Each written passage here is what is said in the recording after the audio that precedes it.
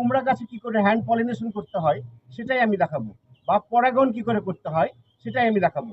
এটাকে বলা হয় হ্যান্ড পলিনেশন। যেহেতু আমরা হাতের মাধ্যমে করবো সেহেতু হ্যান্ড পলিনেশন। দেখেন, এটা হলো স্ত্রী ফুল, সবেমাত্র কুমড়া জ্বালিয়ে এসছে, এটা হলো স্ত্রী ফুল।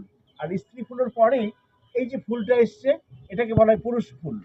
এই একটা পুরুষ ফুল আমি ছিঁড়ে নিলাম। ছিঁড়ে নেওয়ার পরে এইভাবে পাপড়িগুলো আপনারা ছিঁড়ে ফেলবেন।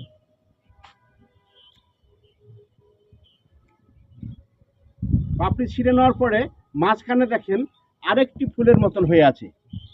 এই ফুলটা এই স্ত্রী ফুলের মাথার উপরে দেখেন, এই যে ফুলগুলো আমি সরিয়ে দিচ্ছি, স্ত্রী ফুলের মাথার উপরে যে ফুলটা হয়েছে এই ফুলটা আমি সরিয়ে দিচ্ছি। সরানোর পরে দেখেন এই মাথার উপরে আরেকটা ছোট এরকম ফুল হয়ে আছে।